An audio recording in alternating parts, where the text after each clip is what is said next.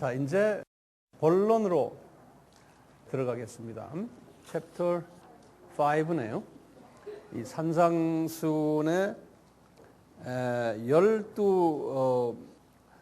그 단계가 있다고 그랬는데요. 그 중에 이제 첫째 단원이 12단원이 있는데 첫째 단원이 이제 팔복이라고 말씀드렸어요. 자, 그 팔복이 마태복음 5장 3절에서부터 쭉 해서 이제 12절까지인데요. 팔복이 산상수훈의 기초되는 가르침이라고 생각하시면 좋겠어요. 파운데이션, 기초석이라고 그럴까요? 이 팔복이. 그래서 이 나머지 11가지 단원의 이야기들은 이 팔복을 기초로 해서 다 이루어지는 이야기들이에요.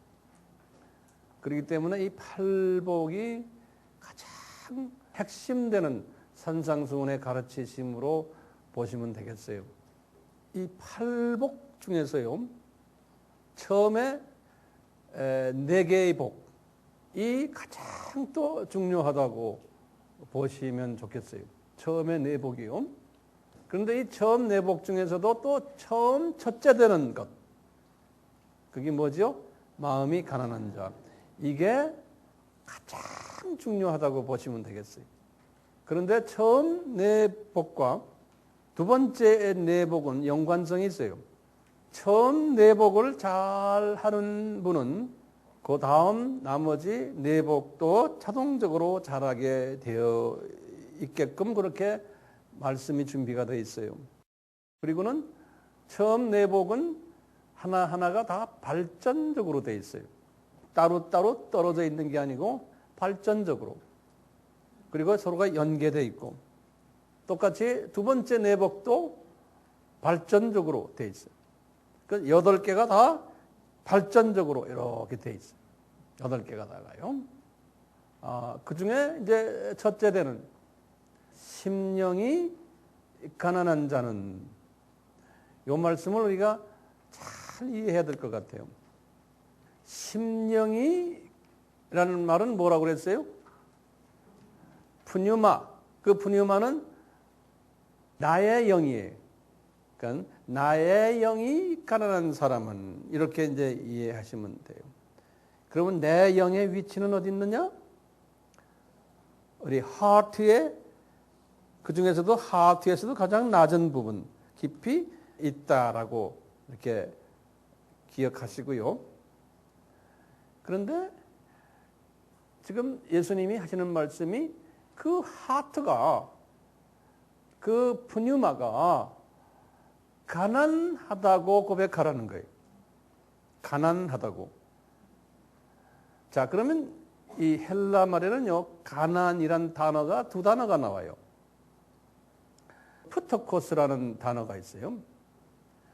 그 다음에 고린도후서 9장 9절에 보면 페네스라는 또 단어가 있어요. 같은 가난인데, 이 페네스라는 가난은 무슨 가난이냐면 하루 노동으로 하루를 근근히 살아가는 정도의 가난이, 생계를 유지할 수 있는 가난을 말할 때 페네스 가난이라고 그러는데, 푸토코스 가난이라는 것은 완전히 없는 극빈자 가난이에요.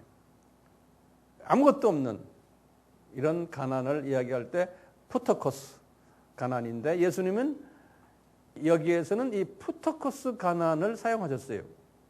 이 말은 너희들이 복 있는 사람이 되려면은 너희들 지금 마음속 깊은 곳에 하나님의 성품이 없다라고, 푸토코스, 전혀 없다라고 고백하고 인식을 하라는 거예요. 그런 사람은 복 있는 사람이라는 거예요. 제가 이제 하나하나 이해를 드릴게요. 저 모태신앙인데요. 그리고 지금 40년, 50년을 예수님을 섬기며 교회 생활을 했고, 설교를 들어도 수만 번을 들었고, 성경도 잘 가르치고 하는데 내 속에는 성령의 9가지 열매, 이런 것이 없습니다 라고 현재형이기 때문에요, 매일 죽을 때까지 계속성이에요. 죽을 때까지 이것이 없습니다 라고 고백하는 사람은 복 있는 사람이라는 거예요. 제가 성경도 많이 알고 뭐 헌금도 많이 내고 선교도 하고 다 하는데 저한테 왜 이것이 없습니까? 그러면서 예수님, 제가 질투심이 너무나 많습니다. 아직도요. 잘 가는 사람 보면, 잘 나가는 사람 보면은 왠지 씁쓸합니다. 우리 아이들보다 잘된 아이들을 본 가정을 보면은 왠지 내가 기분이 안 좋습니다. 나보다 잘생긴 사람 보면은 그냥 마음이 불편합니다. 저는 왜 이렇게 생겼고, 저는 왜 이렇게 돈도 없고, 저는 왜 이렇습니까? 라는 이렇게 피계의식을 가지고 질투심을 가지는 것이 제일 우리에게 문제되는 우리의 원수거든요. 이것을 항상 마음속에서 고백하는 거예요. 인정을 하고요. 이걸 인정하는 거예요. 인정하는 거예요. 그러면서 나에게는 선한 것이 없습니다. 질투심이 아직도 많이 있습니다. 이거 없는 사람 없잖아요. 우리는 죽을 때까지 이걸 가지고 이제 주님한테 갈 사람들이에요. 그렇지만 끝없이 이것을 자꾸 고백하는 거예요. 그리고 내가 인정하는 거예요. 인정. 현재형이기 때문에 이건 영원히. 주님이 그거 인정한다고 해서 우리한테 그걸 다 뽑아주지는 않아요. 다 뽑아놓으면 이게 교만해져 가지고 안 돼요. 있어야 돼요. 혹을 달고 있어야 돼요. 그 바울에게도 있잖아요. 내가 너에게 이 육체의 가시 허락하셨잖아요. 자고하지 못하게. 그렇지만 이놈 때문에 내가 자꾸 키를 낮추게 되는 거예요. 그러니까 보이지 않는 망치가 내 위에서 자꾸 치려고 그러면 톡톡 때리는 게 있는 거예요. 이런 마음을 가지면 어떻게 됩니까?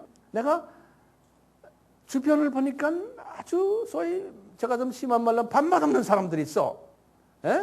같이 잘난 체하고 뭐하고 그냥 내 보기도 싫어. 그런 사람이 보기도 싫어가 이제 점점점 보기 좋아지는, 그거 그냥 내가 안아줄 수 있는 그런 사람으로 변해야 되는 거예요. 자기의 부족함이 있는 사람은, 내가 이것을 고백하는 사람은요. 주님, 제가 아직도 이게 속이요. 비틀어져요. 조금만 좀 저런 사람 보면은. 그런데 명색이 목사인데도 아직도 이게 있어요. 그렇지 말아라고 설교까지 하는데도 그게 내 속에는 있어요. 나 이중인격자입니다. 이런 걸 고백하면 마음속에 자꾸 이걸 가지고 갈등하는 사람, 이런 사람을 주님이 마음이 푸타커스 가난한 사람이라고 그러는 거예요. 그래서 어느 정도가 해결됐지만 자존심이 그 다음에 내가 볼 때는 가장 무서운 내 문제점 같아요.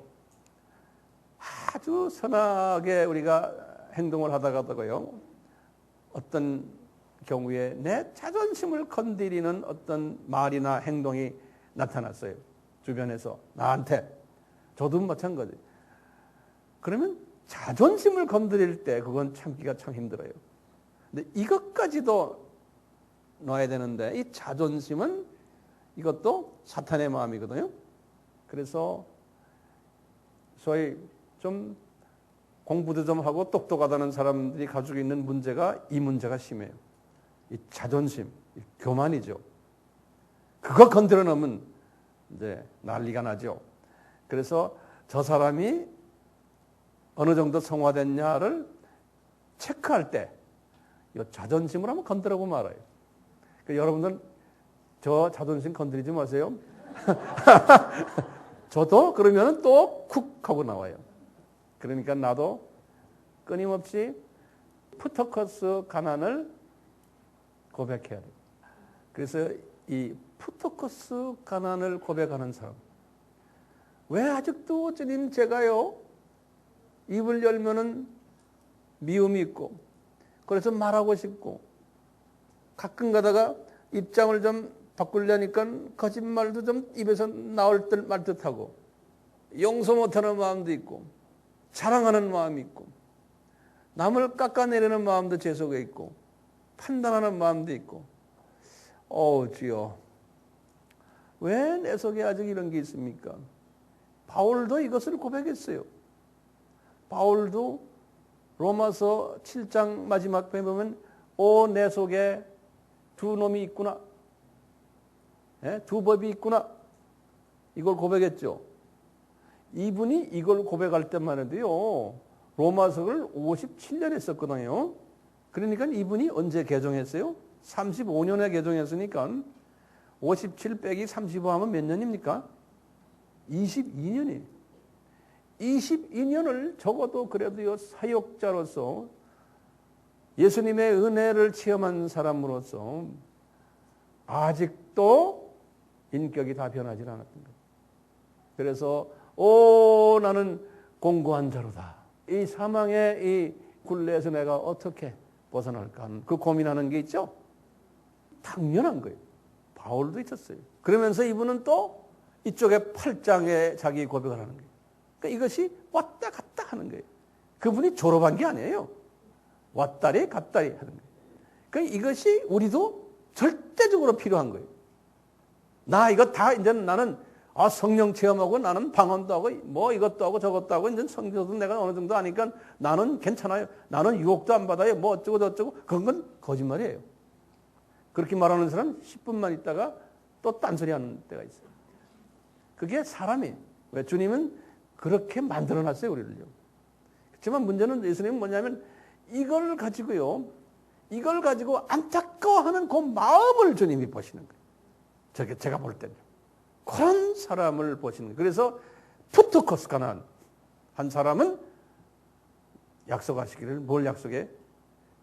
천국이 저희 것이며 그런 거예요. 현재형으로 되어 있어요. 천국이 저희 것이며 할 때 이 내용은 엄청난 이 안에 의미가 담겨져 있어요. 천국이란 것은 마태가 쓰는 단어거든요. 우리 지난번에 비전 캠프에서 하루 이걸 공부했지 않습니까? 마태가 쓰는 단어예요. 그러니까 The Kingdom of Heaven이에요. 그것을 한문으로 천국 또는 우리나라 말로 표현하면 하늘나라예요. 그런데 마가니, 누가니, 요한이니 또는 바울까지는 뭐라고 표현했냐면 하나님의 나라 그랬어요. The Kingdom of God 그랬어요. 그 Kingdom of God 하나님의 나라나 The Kingdom of Heaven 하늘나라 또는 천국이나 동의어예요. 우리가 지난번 우리가 하나님의 나라에 대해서 공부할 때 하나님의 나라는 이거 한번 정리해 봅시다. 언제 시작이 돼서 언제 끝나는 거예요? 하나님의 나라는 창세 전에 이미 하나님의 나라가 존재했고요. 그러다가 어느 때가 돼서 창세를 했어요. 그것도 하나님의 나라예요. 연속이에요. 창세를 한 후에 루시퍼가 타락을 했어요. 그것도 하나님의 나라에 속해 있어요. 루시퍼 타락으로 말미암아 아담도 타락했어요. 아담이 타락을 하면서 루시퍼가 타락하면서 1층 천, 2층 천으로 쫓겨났잖아요. 그것도 다 하나님의 나라예요. 아담이 타락을 하면서 7,000년의 시간 세계가 일어났어요. 우리가 지금 그 7,000년 시간 세계 속에서 지금 6,000년 정도 끝날 때 지금 우리가 살고 있는 거예요. 좀 있으면 이제 천년왕국이 또 있어요. 그 토탈 7,000년 이 시간 속에서 우리가 살고 이것도 하나님의 나라예요. 그리고는 이제 이 시간 세계가 끝나면은 심판이 있으면서 영원 세계로 새 하늘과 새 땅으로 들어가는. 그런데 그것도 하나님의 나라예요. 그러니까 하나님의 나라는 영원에서 영원히. 근데 우리는 잠깐 밑으로 뚝 떨어져서 7,000년의 시간 속에 지금 살고 있는 거예요. 자, 그러니까요. 마음이 가난한 자는 이 속에 더러운 쓴뿌리들은 아직 있는데도 마음이 가난한 자는 주님께서 무엇을 우리에게 보여주시냐면 천국을 보도록 해주시는 거예요. 현재형이에요. 다시 말하면 지금 영원 세계에서부터 영원 세계의 이 시나리오를 주님이 이렇게 한눈으로 드라마를 보는 식으로 보여주시는 거예요. 우리가 그걸 보고 있죠. 이건 아무나 또 보는 게 아니에요. 이것이 이해되는 사람이 있어요. 이걸 더 이해하시려면 지난번 세미나에 못 오신 분들은 테이프나 이런 걸 좀 달라고 그러면 아마 줄 거예요. 그러니까 이 천국을 소유한 사람은 우리가 지금 영원 속에 있다가 시간 속에 들어와 있구나. 이것을 이해하는 사람이에요. 그리고는 이 시간 속에다 영혼 속에서의 하나님의 나라의 왕은 누군가? 왕 중의 왕은 예수님이시구나. 이것을 깨닫는 사람이에요. 천국이 저희 것이면 이 모든 시스템을 깨닫는 사람이에요. 그리고는 이 왕은 자기가 다스리는 백성이 있잖아요. 이 백성은 누굽니까? 모든 피조물인 거예요. 우리 사람만이 아니잖아요. 모든 피조물이 이 예수님의 이 통치 속에 있구나. 이것을 우리가 딱 보는 거예요. 그리고 이해하고 그걸 내가 accept하는 거예요. 인정하는 거예요. 그리고는 이분의 테리토리는, 이분의 영역은 밑에 저 음부 지역서부터 저 3층 전 꼭대기 낙원까지 1, 2, 3층 모든 이 엄청난 에어리아가 이게 하나님의 나라구나. 이것을 이렇게 한눈으로 이렇게 보는 연습하는 거예요. 그리고는 나는 그 하나님의 나라 속에서 나 존재는 그냥 하나의 티끌 같은 존재인데 예수님 때문에 내가 영원한 생명을 가진 존재구나. 나를 한번 조명해 보는 거예요. 이 하나님의 나라 안에서. 그리고는 영혼 속에 내가 들어가면은 우리 주님께서 나에게 상급을 주시고 내가 왕권을 가지고 높은 계급에서 이 피조물들을 관리하고 그분들을 내가 서브하는 일을 하겠구나. 영원히. 이런 걸 이렇게 자꾸 보는 거예요. 이게 다 천국을 소유한 사람들의 소위 사고방법이에요. 이 마음이 가난해지면 이 패러다임 시프트가 오는 거예요. 그래서 내가 지금 살고 있는 이 세상이 이 하나님 나라의 큰 그림 속에서 내가 어떤 위치에 있고 앞으로 내가 어떤 존재가 되겠구나. 이 세상이 어떻게 변하겠구나. 이것을 한눈으로 딱 보는 사람이에요. 그러니까 이런 걸 보는 사람은 세상의 모든 부조리들, 나에게 불리한 일들, 뭐 또 내가 좋은 일들, 이런 모든 것들, 그냥 지나가는 것들이구나. 그냥 그걸 그 자체로 내가 소화하고 좋을 때는 좋고 안 좋을 때도 그걸 내가 소화해 주고 또 나를 뭐 나쁘게 이야기하는 사람도 내가 용서해 주고 이해해 주고 허허 해 줄 수 있고 그분을 위해서 내가 축복도 해 줄 수 있는 마음의 여유가 생기는 거예요. 이것이 어디서부터 시작합니까? 마음이 푸터커스 가라앉는 사람. 이것을 다른 말로 표현하면 겸손한 사람. 그렇죠? 겸손한 사람. 주님, 저는 그렇게 선한 사람이 아닙니다. 내 성품 좀 못됐습니다. 저 정말 부족합니다. 항상 이런 마음을 가지면 우리가요, 다른 사람을 정죄할 수도 없고 비방도 할 수가 없고 판단하기도 불편하고 다 모든 것이 거기서 이제 자기 부족함 때문에 그런 걸 다 소화할 수가 있어요. 이제 이런 사람은 두 번째 딱 오는 것이 뭡니까? 거기 보면 애통한다 그랬잖아요. 자, 그런데 보면요. 마음이 가난한 사람은요. 요거 잊지 마세요. 그냥 이렇게 가난을 표현하시면서 그러면서 우리 기독교인들이에요. 기독교인들은 내 하트에, 내 이너맨에, 내 마음에 성령님이 계시죠. 그렇죠. 성령님이 계시잖아요. 그 성령님은 어떤 모습으로 계세요? 생수로 계신다 그랬죠. 성경 구절이 어디 나오죠? 요한복음 7장 38절, 39절에. 그러니까 구원을 주신 성령님이세요. 그 성령님이 내 마음속에 들어오셔서 생수로 계신다고 그랬어요. 예수님이 말씀하셨잖아요. 그래서 living water가 이제 내 뱃속에 있겠다 그런 거예요. 그럼 그 living water가 구원만 나에게 주신 것이 아니고 바울이 고백하는 거예요. 내가 이렇게 마음이 가난하면 바울이 로마서 8장 26절에 하신 말씀, 바울이 뭐라고 그랬어요?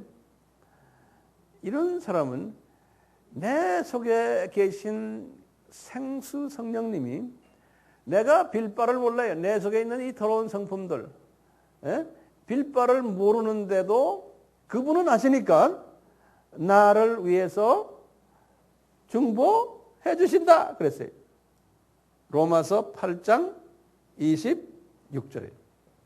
그래서 이제 내 속에 계신 리빙 워터와 내가 다이얼로그 하는 거예요. 커뮤니케이트 하는 거예요. 대화하는 거예요. 내가 이렇게 눈을 감고는 내 마음에 계신 그 속에 계신 성령님과 리빙 워터에 물이 흐른다고 이제 이렇게 비주얼라이즈 하시면서 이분과 내가 교제하는 거예요. 주님, 제 속에 질투가 많습니다. 아직도 자만심이 있습니다. 고집이 있습니다. 다투고 싶은 마음이 있고 패거리를 만들고 싶은 마음이 있고 이런 거 있습니다. 주님, 그러고 가만히 있으면 나도 모르게 그 안에 있는 성령님이 나를 위해서 기도해 주면 나를 기도해 준다는 말은 이 속에 있는 것을 물로 씻어 주시는 거예요. 조금씩. 그래서 우리가 이 묵상이 엄청나게 우리에게 필요해요.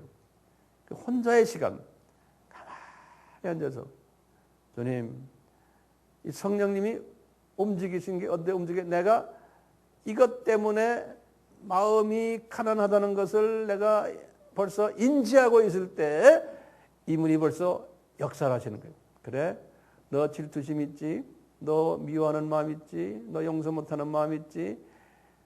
내가 이거 조금씩 없애줄게. 조금씩 한꺼번에 안 되죠. 죽을 때까지요. 조금씩 없애주는 거예요. 그러니까 혼자서 이분과 대화하는 연습하는 거예요. 이분은 누굽니까? 이 푸뉴마 성령님, 내 속에 계신 생수로 역사하시는 이 푸뉴마 성령님과 자꾸 대화하는 그 대화가 어떤 식으로 해요? 마음이 가난한 표현으로. 내 속에 나는 완전 가난합니다. 성령의 열매가 없습니다. 제 속에. 예수님의 성품이 조금도 없습니다. 말로 하지 마시고 묵상을 하는 게 더 강해요. 말로 하다 보면요, 말하면서 저는 그래요. 말하면서 나오는 그 목소리가 내 집중력을 방해를 해요. 제 말 꽤 알아들으세요? 그래서 이 집중력이 방해가 돼요. 그래서 묵상이에요. 가만히 하면서 그걸 묵상하는 거예요. 그러니까 묵상 기도가 더 파워가 있는 거예요. 전철 안에서도, 그 시끄러운 전철 안에서도, 버스 안에서도 내가 이런 묵상을 홀로 할 수 있죠.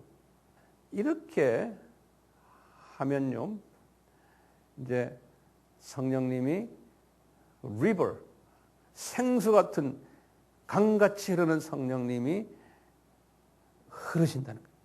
그 안에서 흐르시면서 나를 조금씩 성화시켜 주시겠다. 그래서 이 단계는 엄청 중요한 단계고, 이것은 숨을 거둘 때까지 해야 되는 영성 훈련입니다. 그러니까 이런 사람은 복 있는 사람이라는 제일 먼저 나오는 거예요. 그러면서 이것은 첫째 되는 거예요. 이런 사람은 그 다음에 따라오는 건 간단하잖아요. 어떻게 돼요? 이런 사람은 애통하게 되어 있죠. 자연히 애통하게 되어 있는 거예요. 애통이라는 개념을 저는 이렇게 표현해 봤어요. 그 인식과 소원으로. 우리 이제 에베소서 3장 20절은 우리가 생각하는 것이 기도라 그랬어요.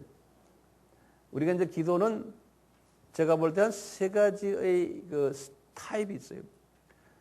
말로써 이렇게 대화하는, 그건 말하는 거예요. 그건 기도예요.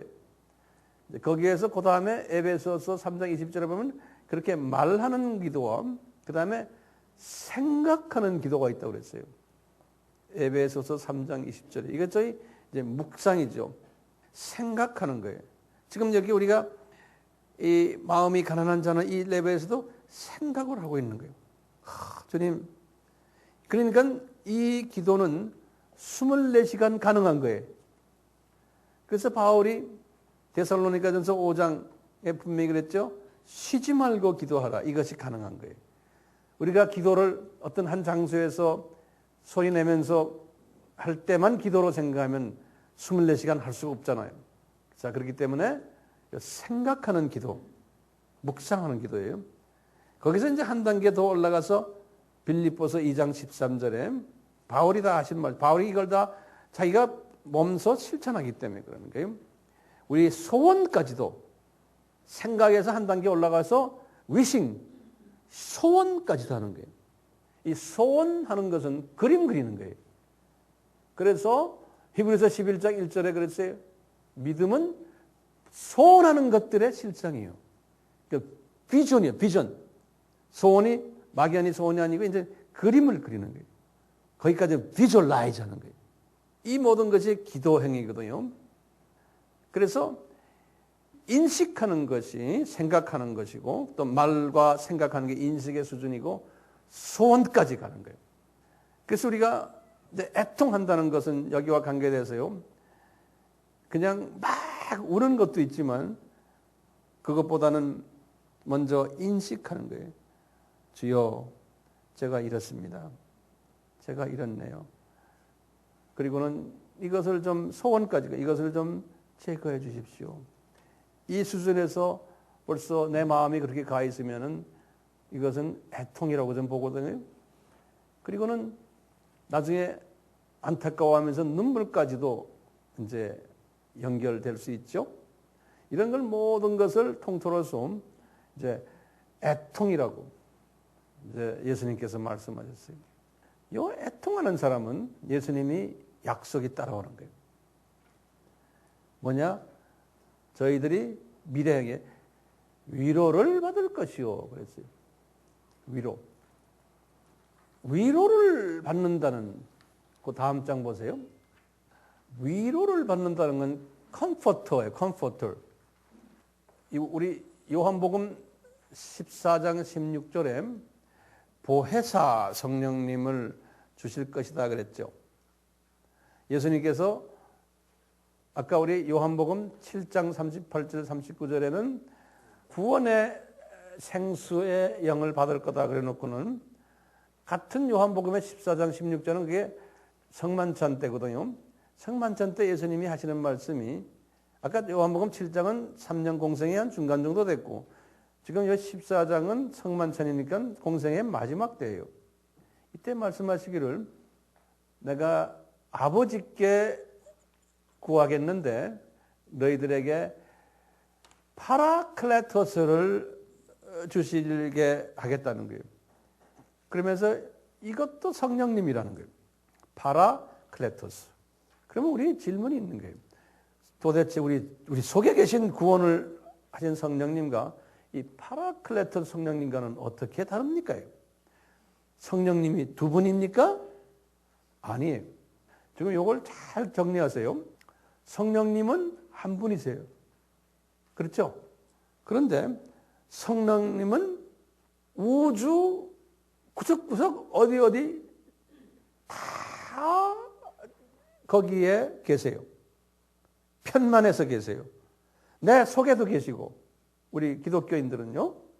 그러니까 성령님이 내 속에만 계신 성령님만이 아니고 내 옆에도 계시고 저쪽 한 100m 저 멀리에도 계시고 500m 넓이도 있고 중국에도 있고 소련에도 있고 아프리카에도 있고 저 우주에도 계시고 성령님이 다 계신 거예요. 같은 한 분이신데 자 그런데 우리의 편리를 위해서 우리의 이해를 위해서 예수님께서 같은 푸뉴마 성령님이신데 내 속에 계신 성령님 구원을 이루시고 또 나의 그 경건을 나의 쓴뿌리를 제거해 주기 위한 그 성령님을 living water 생수 성령님으로 이렇게 예수님이 표현을 하셨어요.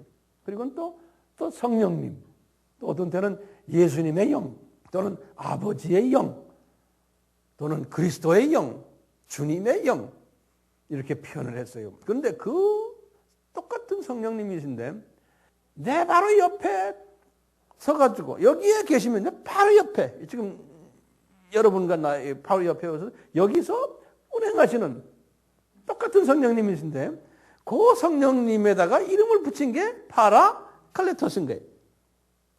같은 성령님이신데 그 파라클레토스라는 그 이름에서 우리가 그것을 알 수가 있는 거예요.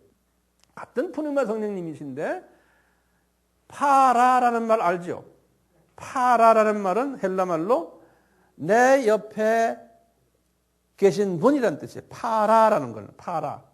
옆에 나란히 계신 분. 그런 뜻이 파라라고 그래요. 그리고는 클레토스라는 말은 수동형 표현이에요.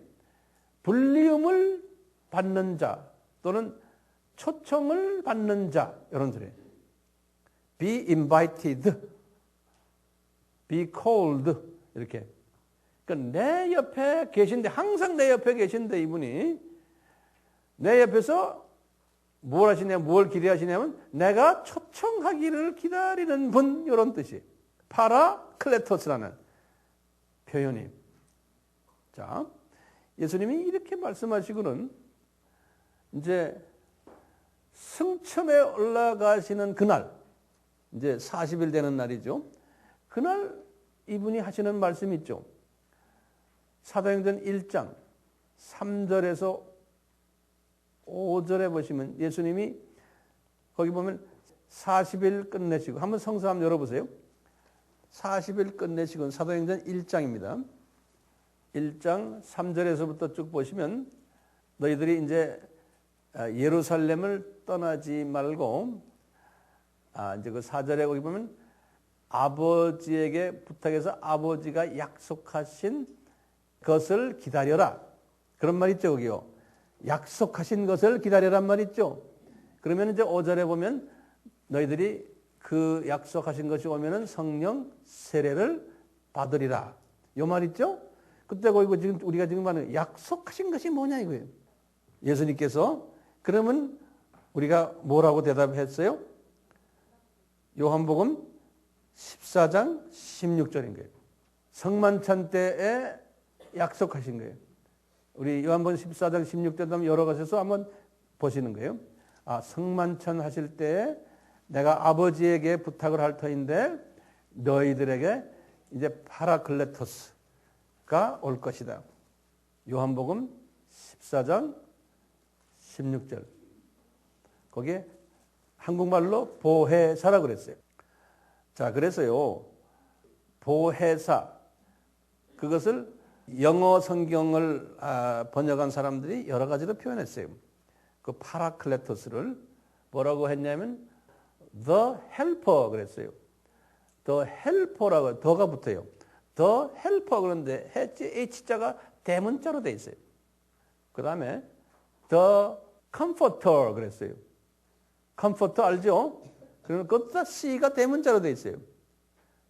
comforter가 뭐냐면 위로자라는 뜻이에요. 그러니까 돕는 자. 그러니까 보혜사란 말은 돕는 자라는 뜻으로 중국 분들이 번역을 한 것 같아요. 그 다음에 또 어떤 성경은 the counselor 그랬어요. counselor란 말은 한국말로 뭐죠? 상담자. 이렇게 counselor. 또 어떤 성경은요. the advocator 그랬어요. advocator. V-O. advocator 그랬어요. 이 advocate란 말은 변호사라는 소리. 변호사. 이제 advocator라 그래가지고 헬라 말로는 변호사라는 뜻이에요. 그러니까 이렇게 다양하게 표시를 했는데 그 오리지널은 이름이 뭐예요? 파라클레토스예요. 그래서 이제 한국말로는 보혜사 그랬어요. 자, 그러면 지금 뭐냐면 우리가 애통을 하면은 예수님이 말씀 애통을 너희들이 하면은 네 속에 있는 이 생수의 이 시스템, 이 생수의 성령님도 역사를 하고 계시지만 이제는 네 바로 옆에 계신 너를 따라다니는 보혜사 성령님이 컴포터 너에게 올 거라는 거예요. 보혜사 성령님이. 그러니까 이제 더블로 이제 나타나시는 거나 마찬가지. 더블 역사를 하시는 거예요. 보혜사 성령님이 미사일처럼 바깥에서 나에게 들어오시겠다는. 지금 내 속에 지금 성령님이 계신데 더 강하게 아마 임하시는 모양이에요. 그래서 우리 오순절 때도 이미 구원받은 하나님의 사람들 120문도가 이미 이 속에는 이미 생수의 성령님을 모시고 있었는데 그분들에게 뭐가 나타났어요? 파라클레토스 성령님이 나타나가지고 성서에 보면 그래서 이 성령님이 불같이 바람같이 저들에게 임했다 그랬어요. 임했다는 단어가 중요해요. 영어는 landed on, land란 건 land에다가 on 그러죠. 다시 말하면 머리에 또 우리 헬리콥터가 앉는 식으로 성령님의 헬리콥터가 내 머리 위에 딱 land on 했다는 거예요. 그러니까 분명히 바깥에서 오시는 거야. 내 속에서 오시는 게 아니고. 그래서 요 land on 임했다 하는 그 성령님이 같은 성령님인데 더 강하게 이제 임하시는 성령님이라 보시면 되겠어요. 그래서 불같이 임하셨다. 바람같이 임하셨다. 사도행전 2장 2절과 3절. 또 바깥에서 예수님의 영이 우리 다메섹에서는 빛같이 바울에게 임했잖아요. 빛같이. 사도행전 9장 3절에. 또는 우리가 성령님이 우리 마태복음 3장 16절에 요단강에서 예수님이 세례를 받으실 때 성령님이 비둘기같이 임하셨다. 다 바깥에서 외부에서 임하시는 성령님. 그러니까 성령님이 여러분이 아니고 한 분이신데 내 속부터서 편만하게 쫙 계시는데 나 가까이 계신 성령님을 특히 우리가 뭐라고? 파라클레토스 성령님. 이렇게 생각하시면 되겠어요.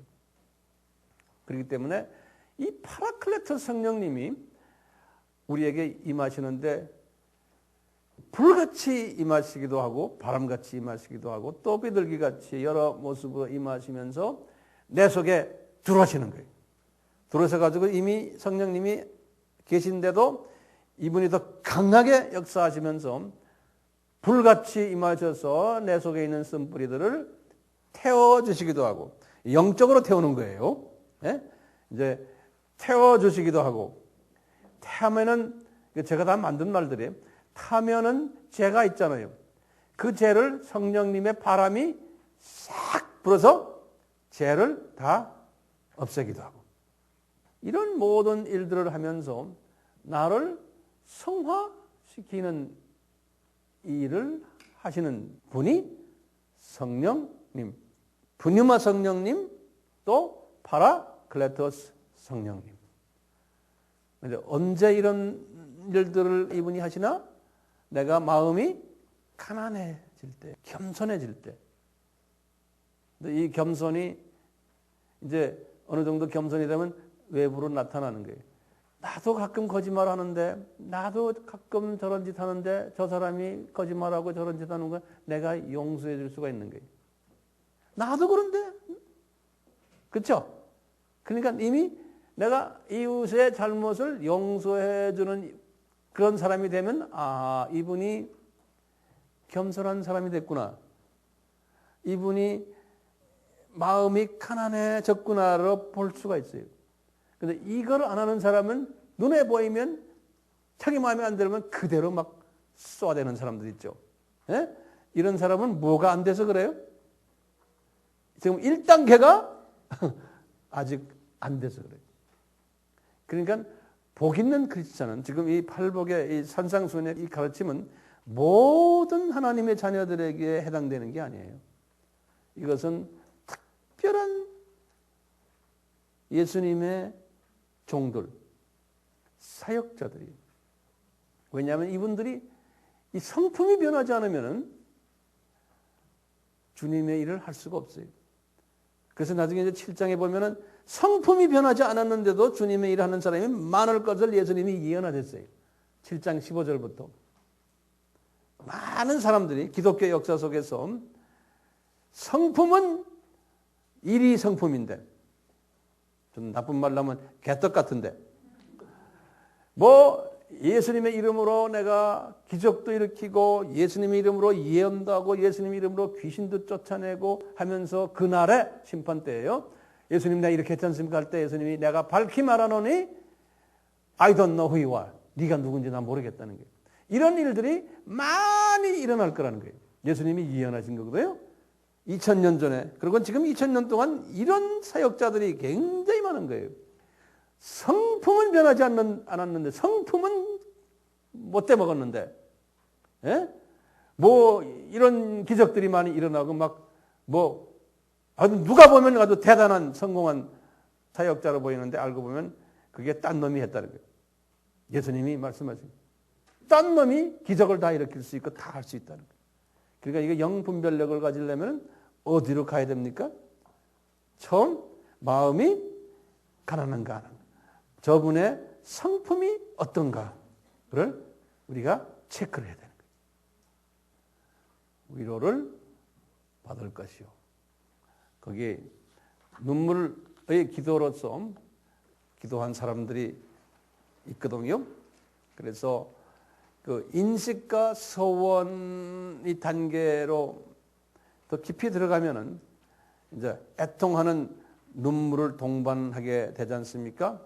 그래서 저는 이렇게 생각이 되는 거예요. 아하, 이 눈물이 어디서 나오나? 아, 성령님의 샘물이 터져서 생수의 강이 흘러나오는 증거구나라고 그냥 제가 한번 만들어 봤어요. 그 눈물이 많을수록 주님께서 기뻐하시죠. 그래서 다윗도 눈물의 사도들이라고 했어요. 여기 사도들, 눈물의 사도들, 다윗 시편 6편 6절에 내가 탄식함으로 공핍하여 밤마다 눈물로 내 침상을 띄우며 내 요를 적시나이다. 이 다윗의 이야기들이죠. 다윗의 성가대장 마스길의 그 시도 보면 이분도 눈물의 사람임을 볼 수 있어요. 사람들이 종일 나더러 하는 말이 내 하나님이 어디 있느냐 하니 내 눈물이 주야로 내 음식이 되었도다. 시편 42편 3절. 예레미야도 눈물의 선지자였고 사도 바울도 그랬고 디모데도 그랬고 거기 성경 구절들 제가 거기다 다 드렸어요. 자, 이렇게 이 애통하고 눈물의 삶을 살다 보면 서서히 나의 그 더러운 성품들이 서서히 조금씩 이제 증발되는 거죠. 없어지는 거예요. 조금씩. 그건 내 스스로도 모르는 거예요. 근데 이제 주변 사람들이 보면은 그것을 인식할 수가 있는 거예요. 저 사람 좀 변했다. 옛날 같으면 성질내고, 옛날 같으면 자기 마음에 안 들면 소리 지르고, 예? 옛날 같으면 참지 못하고, 그저 교만하고 이런데 저 사람 왜 저렇게 사람이 변했지? 누가 보면 변했다고 그러는 거예요. 그러면 분명히 이제 우리가 좀 성서적인 단어를 쓰면 생수의 강이 이 속에서 움직이시는구나. 또 뭐예요? 파라클레토스께서 나에게 임하시는구나. 이거는 우리가 짐작할 수 있죠. 그러니까 본인은 모르는 거예요. 그리고는 저 사람 얼굴색이 변한다. 네? 얼굴이 온화하게 보인다. 옛날엔 그냥 무섭게 보였는데 그런 경험들 다 하시죠? 예. 이제 이렇게 되는 거예요. 그러면서 이제 예수님이 그 다음 세 번째 단계로 그런 거예요. 온유한 사람이 된다는 거예요. 그 온유한 사람. 온유란 말은 거기 원어로 써놨죠. 프라우스라는 헬라 말인데요.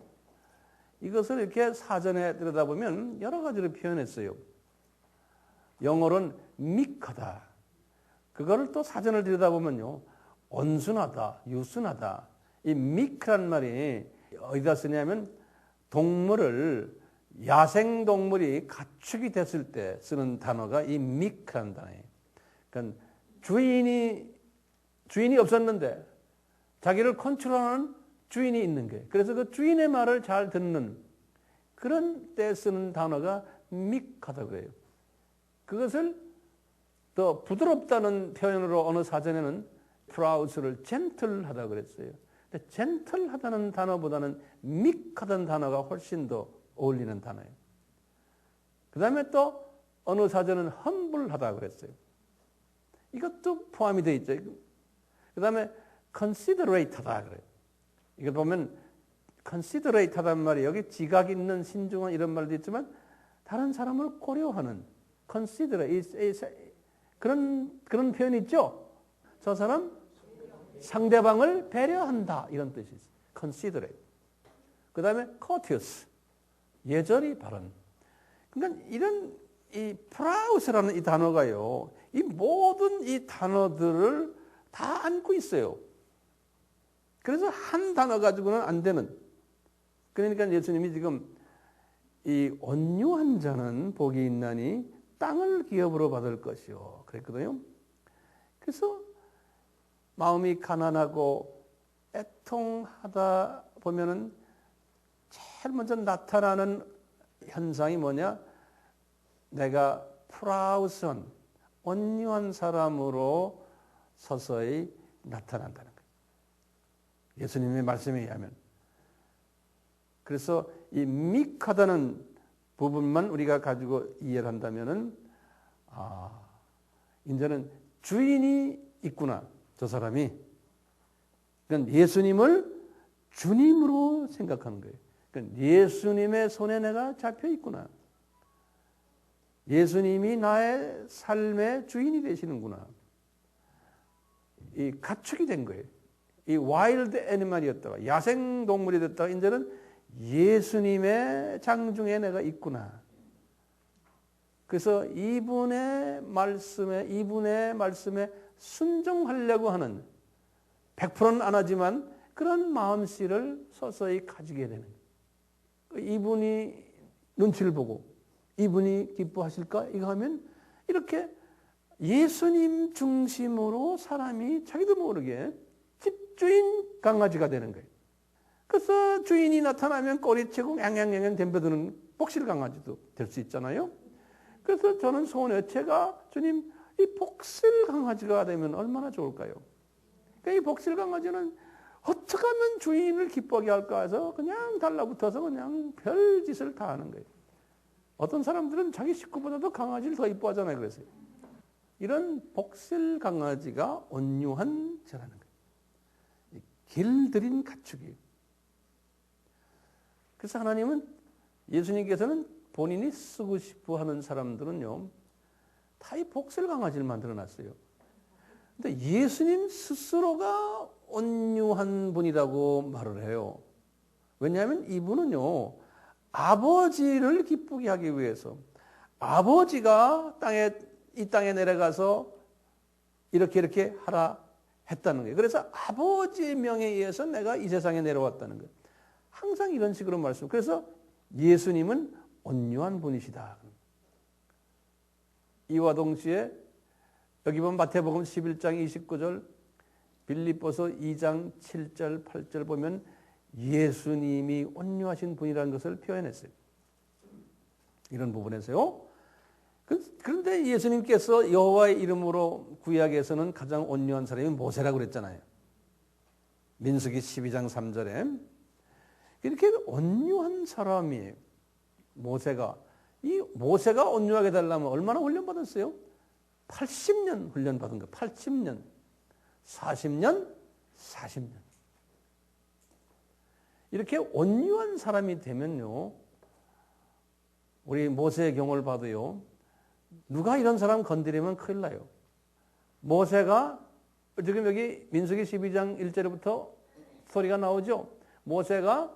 모세의 본처가 누굽니까? 이름이 히드로의 딸 십보라죠. 네. 이 여자가 있는데 이 여자가 죽지 않은 것 같아요. 근데 이 모세가요, 외로운지 에티오피아 여자를 또 사귀었죠. 아마 사귄 게 아니라 마누라를 그 당시에는 일부 다쳐니까 아마 집 안으로 데리고 들어온 모양이에요. 모세가 그렇게 온유한 훈련을 80년 받은 사람이 되게 외로웠던 모양이에요, 이분이. 또 거꾸로 말하면 그 십보라 그 마누라가 되게 못된 마누라였던 모양이에요. 밥도 안 해줬던 모양이야 아마. 주님이 다 아시고 이런 여자를 아마 집어넣어줬던 모양이에요. 그런데 어떻게 나와요?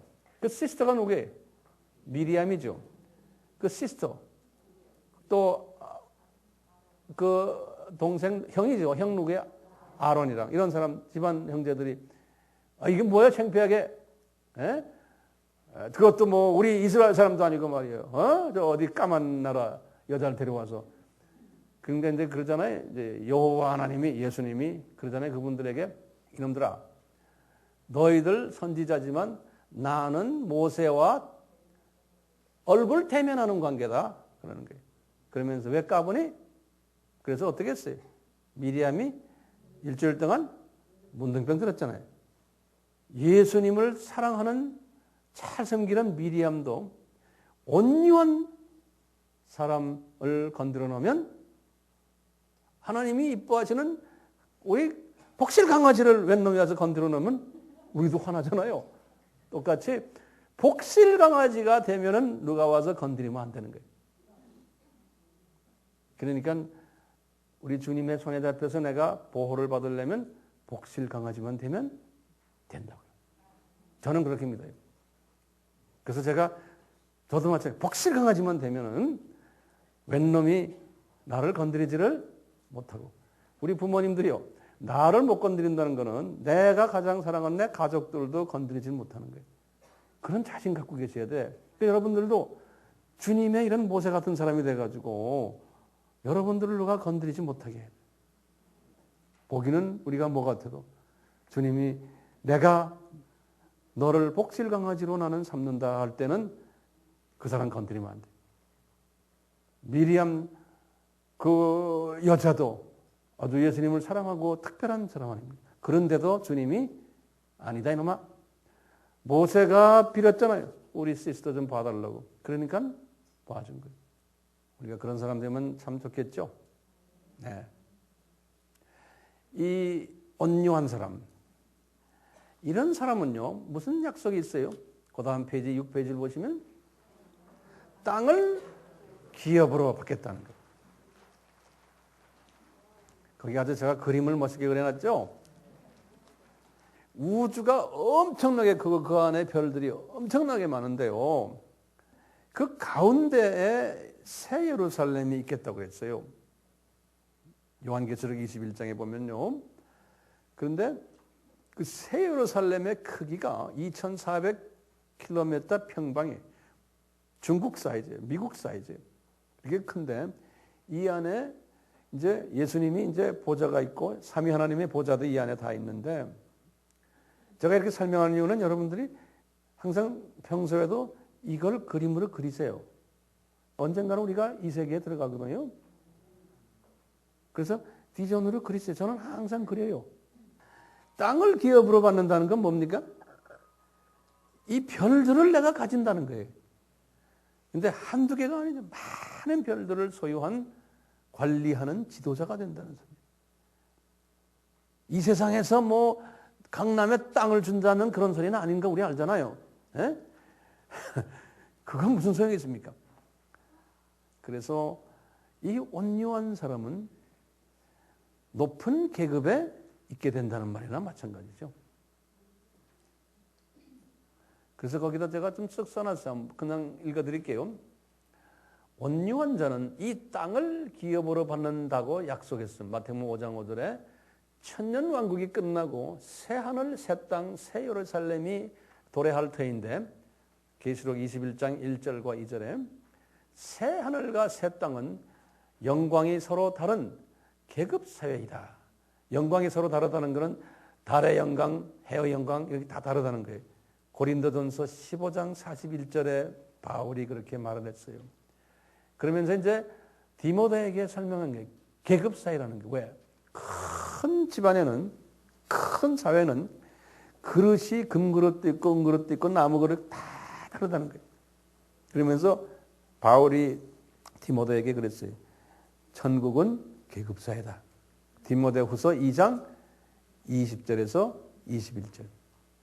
그러니까 베드로도 이렇게 물어봤죠. 예수님, 천국에서는 누가 제일 큽니까? 이건 뭡니까?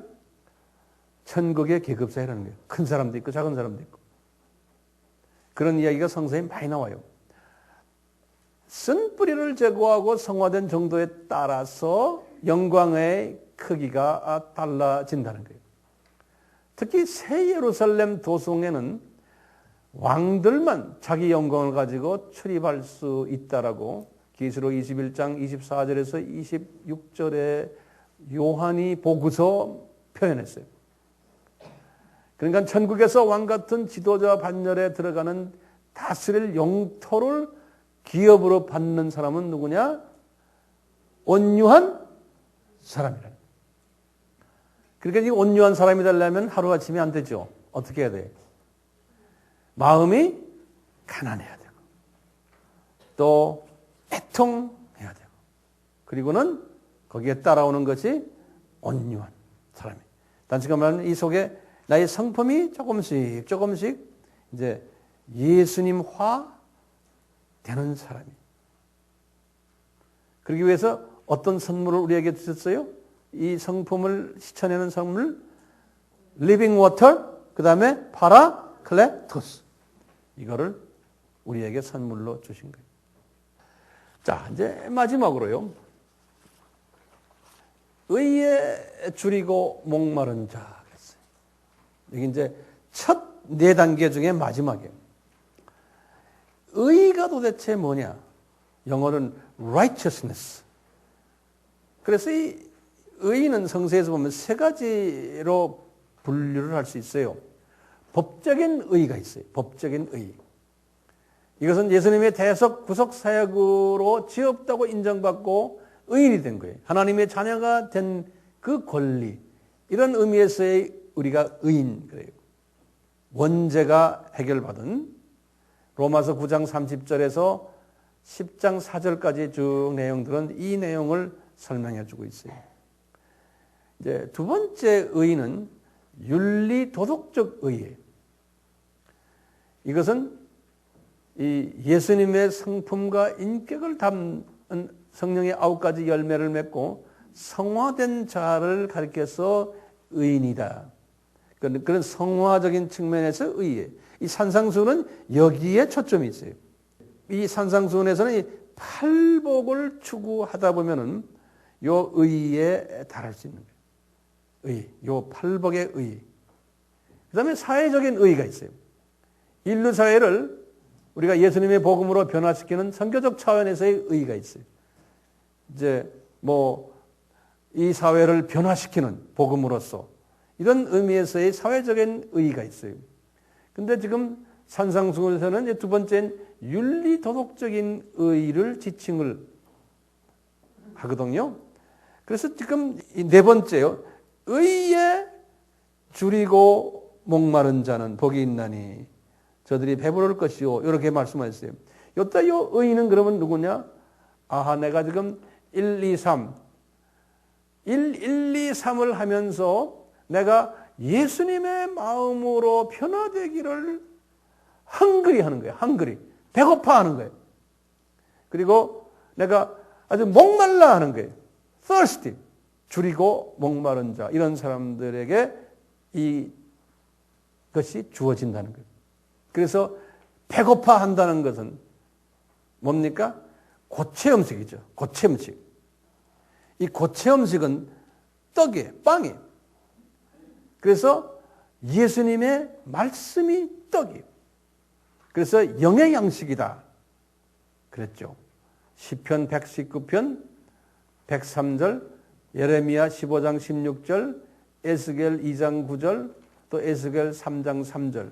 이 성서에 들여다보면 하나님의 말씀은 영의 양식이다 그랬어요. 그리고는 예수님이 또 말씀하시고 내 스스로가 요한복음 6장 48절에서 54절 전체가 다가 무슨 소리냐면 나는 하늘에서 내려온 떡이다. 산떡이다. 생명의 떡이다. 세상의 생명을 위한 내 살이다.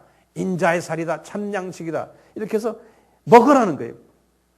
다시 말하면 하나님의 말씀을 먹으라는 거예요. 하나님의 말씀을 먹으면은 이제 이 성화가 되는 데 도움이 된다는. 그리고는 목마르다. 의에 목말라 하는 사람 할 때는 이 성화되기 위해서 목말라 한다. 이 목말른 거는 우리가 액체라고 그랬으니까 성령님 생수라고 우리 공부했죠. 예. 그러니까 이 성령님의 목말라 하는 거예요. 다시 말하면 내 속에 계신 이 푸뉴마 성령님과 내가 교제를 하는 거예요. 교제하면서 내 속에 이놈 좀 쫓아내 주세요. 또 파라클레트 성령님과 교제하고 이렇게 하는 사람이 이 안에 들어온 성품들이 조금씩 나가면서 내가 성화되고 그게 복 있는 사람이라니. 우리 알다시피 말씀의 기능이 있잖아요. 하나님의 말씀은 영양소로서 우리에게 영의 양식이니까 주시지만 또한 검의 역할을 한다고 그랬잖아요. 그래서 에베소 6장 17절, 히브리서 4장 12절에는 양날 달린 검이라고 그랬잖아요. 하나님의 말씀은. 그렇기 때문에 이 하나님의 말씀은 이제 내가 그 말씀을 묵상하고서 내 속에 깊이 집어넣으면 이제는 엄청난 일을 하면 우리가 알 수 있어요.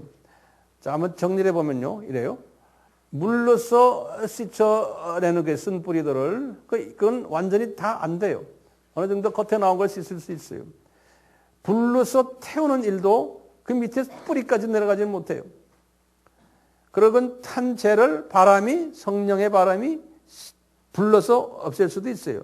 그렇지만 이 깊이 뿌리를 받고 있는 이 깊은 뿌리의 이 더러운 성품들은, 어머니 뱃속에서부터 나온 이 성품들은 이제 칼이 필요한 거예요. 그래서 양날 날린 칼, 하나님의 말씀이. 그래서 하나님의 말씀을 묵상을 해야 되는, 묵상은 내 속 깊이 집어넣는 거 아닙니까? 말씀을 깊이 묵상하시면 그 말씀이 양날 달린 칼이 돼가지고 이 뿌리까지 그냥 도려내는 이런 역할을 말씀이 한다는 거예요. 그러니까 말씀과 성령님은 동시에 다 우리에게 필요한 거예요. 하나만 가지고 안 된다는 거예요. 근데 이 중에서도 더 파워풀한 게 뭐예요? 말씀인 거예요. 그래서 말씀도 묵상을 해야 되는 거예요. 이렇게 해서 성령님의 생수, 파라클레토스, 또 말씀 묵상, 이 모든 것을 통틀어서 성령님의 기름 부으심. 저는 이렇게 결론을 내리고 싶어요. The anointment of the Holy Spirit. 성령님의 기름 부으심. 이렇게 정리를 하고 싶어요. 자, 그래서요. 마지막 이제 하나의 정리, 9페이지 보시면 1단계에서부터 4단계까지 그 부분을 이제 이 도표로 제가 이렇게 그려줬어요. 이 도표 그린 것은 참고로 하시길 바라요. 자, 그런데 그 도표 중에 제일 중요한 걸 제가 한마디 꼭 하고 싶어요. 이 쓴 뿌리를 제거해 주면서 내가 이제 성화돼야 되는데 산상수훈에서는 시작을 어디부터 했어요? 마음이 가난한 것부터 시작했잖아요. 근데 실은 성서의 전체를 보면은 마음이 가난한 게 되기 전 단계가 있어요. 그것이 뭐냐면 용광로예요. 페이라스모스 시험이에요. 우리에게 용광로가 있어야지만, 시험이 있어야지만 내가 마음이 가난하고 싶어하는 그것이 들어와요. 이 용광로는 여러 모습으로 예수님의 자녀들에게 나타나요. 어떤 분들은 지금 용광로가 뭡니까? 건강의 용광로도 있지만 어떤 때는 자녀를 통해서 용광로 훈련시키시고, 그런 분들 많죠. 어떤 분들은 또 뭐 가족, 부부관계 또는 사업을 통해서, 직장을 통해서, 또 뭐를 통해서 용광로를 허락하시는 거예요. 그래서 베드로도 그랬잖아요. 이 야고보도 그래. 이 용광로를 맞으면은, 페이라스모 시험을 만나면 너희들 기뻐하고 즐거워하라. 하나님이 때가 되면은 이걸 졸업을 시키겠다는 거예요. 그 용광로가 왔을 때 이제 우리에게 심령의 가난함으로 이제 들어가는 거예요. 그렇죠? 그리고는 애통으로 들어가고 그 다음에 온유한 자가 되고 그 다음에 하나님의 말씀과 성령님의 역사하심으로 내가 자꾸 이제 이렇게 성화가 되는 거예요. 자기도 모르게 이제 이 쓴뿌리들이 조금씩 없어지는 거예요. 이것은 일회적이 아니죠. 단회적이 아니에요. 이것은 우리가 죽을 때까지 해야 되는 이 처음 이 4단계 플러스 용광로. 이것은 끊임없이 해야 되는 주님의 방법이에요. 저도 하고 있고 조금 졸업한 것 같은데 그러면 또 다른 또 주세요. 그러니까 이런 거 줄 때마다 이제 어떻게 해야 돼요? 기쁘고 즐거워하라. 하늘의 상이 큽니다. 왜냐하면 이렇게 돼야지만 주님이 나에게 땅을 기업으로 준다고 그랬잖아요.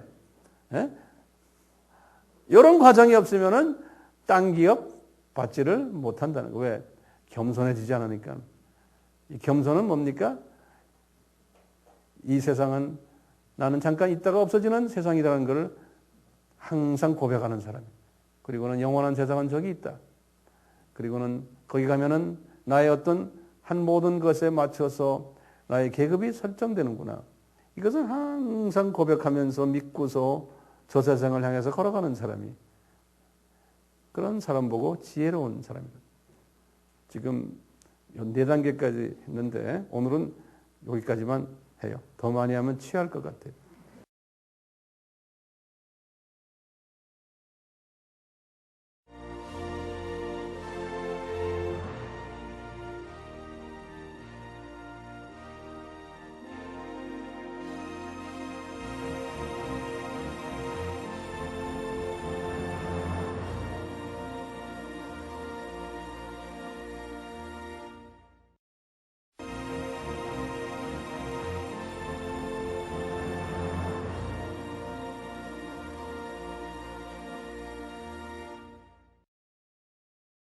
나의 어떤 한 모든 것에 맞춰서 나의 계급이 설정되는구나.